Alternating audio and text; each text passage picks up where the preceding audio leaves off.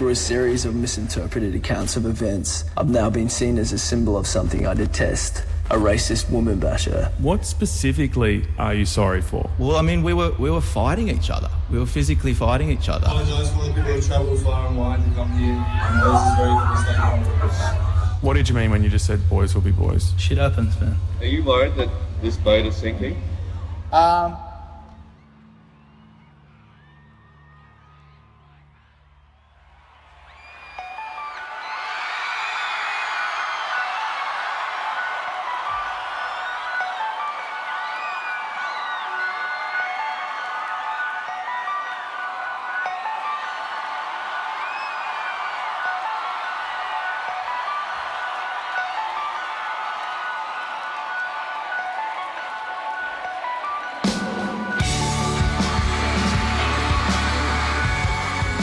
The first time I heard Sticky Fingers was, I'm guessing about 2010, 2009, something like that.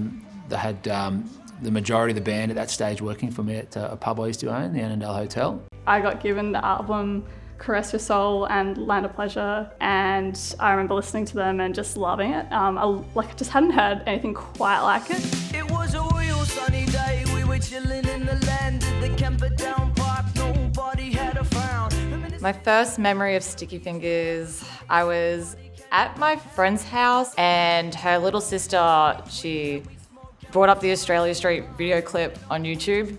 Yeah, just watching that music video of them like coming down King Street with that kind of fisheye lens. And that song was really groundbreaking at the time. Like, no one really heard anything like that, especially in like a Sydney music scene before. You know, they're Newtown through and through. You know, they've grown up in and around the area. I think half of them went to Newtown Performing Arts.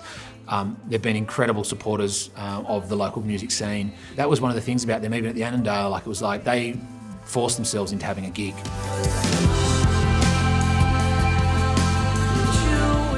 The first time I heard someone comment on their kind of antics, I was working at a magazine in Melbourne called Beat Magazine. I had just mentioned something about Sticky Fingers. I can't remember what it was at the moment, but another guy in the room was like, "Oh, Sticky Fingers. I've heard they're a bunch of fucking grubs."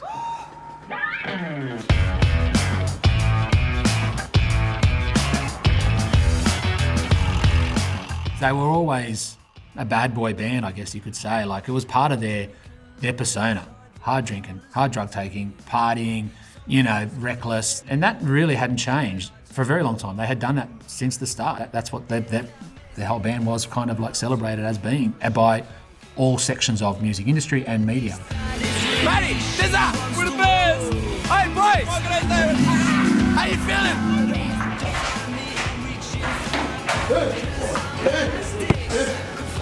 Hey, get the fuck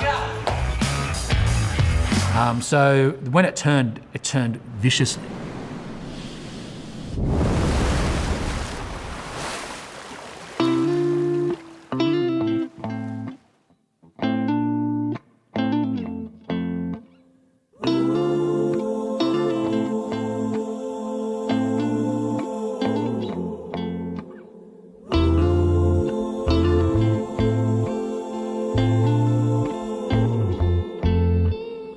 That was really confronting to read at first because you're a fan, you've liked their music for like how many years. You see someone post this kind of testimony of what they saw and what they experienced at a gig.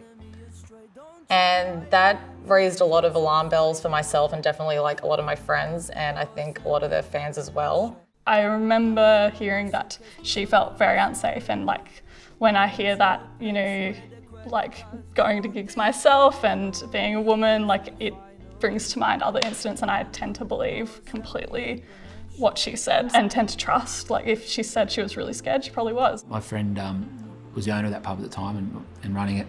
So I heard it all about what had happened, you know, that they'd had this kind of argument. I don't honestly know. I've been told a million stories. I know people who have witnessed it and have said to me it was just a stand-up argument between, because you've got to remember these guys have known each other for a very long time. Like they've all kind of been in the local area, and you know, Thelma and the boys have all known each other. I went to see them at the Big Top at Luna Park.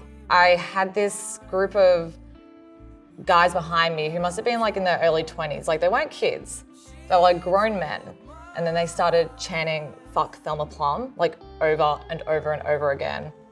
It like the fandom had changed. It had become a little bit more like violent, a bit more aggressive.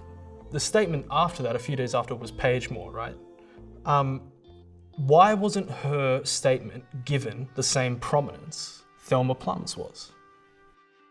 That was a completely contradictory statement of what Thelma Plum had said, yet that wasn't given prominence in the media. Why?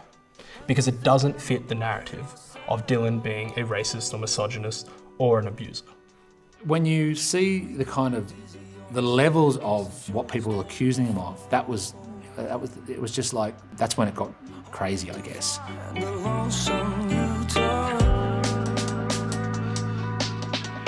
How you gonna sleep with your head so high? You should come with me to the dress-up party. Freaks is the thing, and yeah, that's my nature. Come, let's indulge in outlandish behavior. I wanna save you. Anything that was said, or anything that the media pushed out, was immediately believed. Again, he was convicted in the court of public opinion. He had no right of reply, which is concerning. In that particular period of time, the hysteria was just so ridiculous that the truth didn't matter, and the truth actually got in the way. They were cracking under the pressure, and I don't blame them for it. Anyone would crack under that pressure.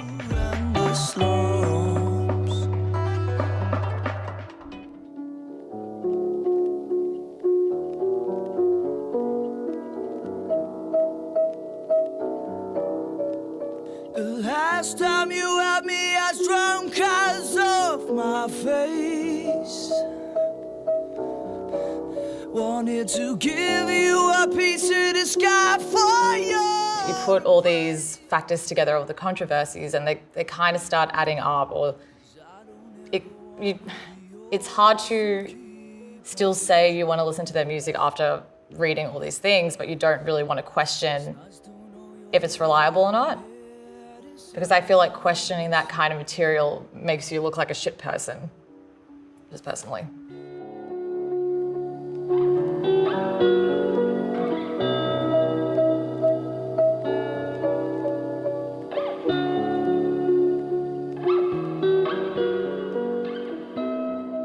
Dylan, a lot of the accusations have been against you as an individual, but you're the one who's not really talking. Can you explain to me why that is? I guess I'm not that good at interviews, And in the past, my violence in my past, under the influence, I guess fucking boys will be boys, And that's not what I'm here to promote. I promote, peace and love. What did you mean when you just said boys will be boys? Shit happens, man.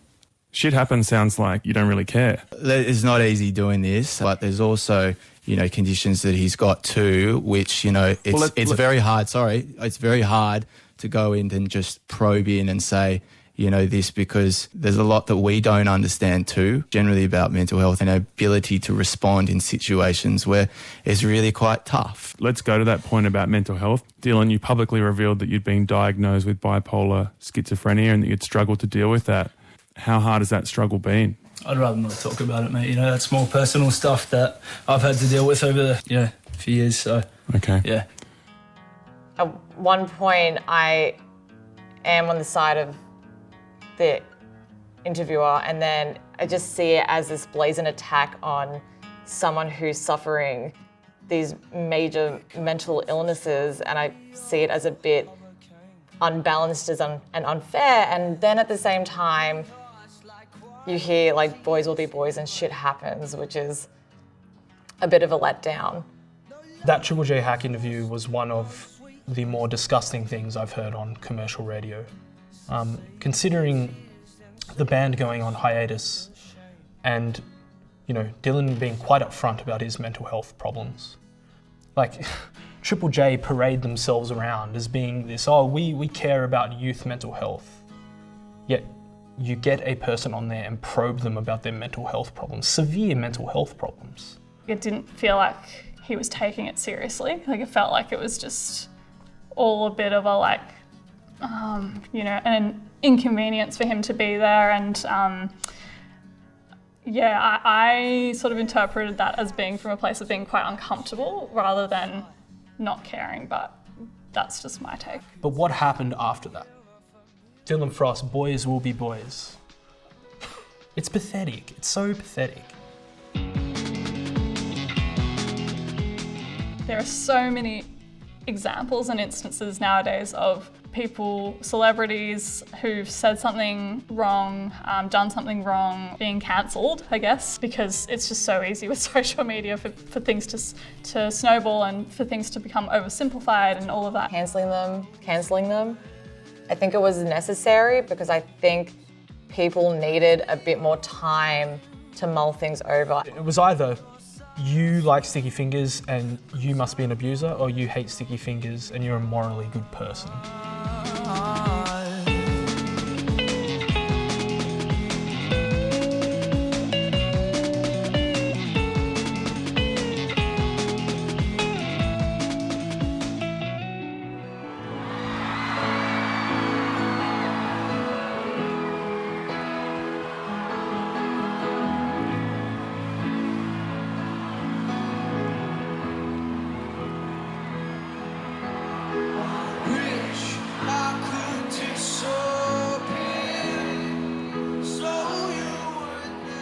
They've probably got some of the most dedicated fans like around. As I said, they'll go to all the shows, they'll buy all the merch.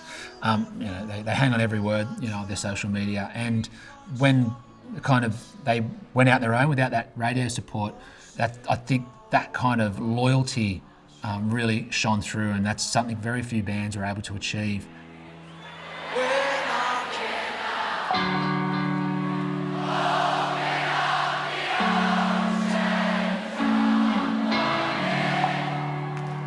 The masters of the coastlines making it.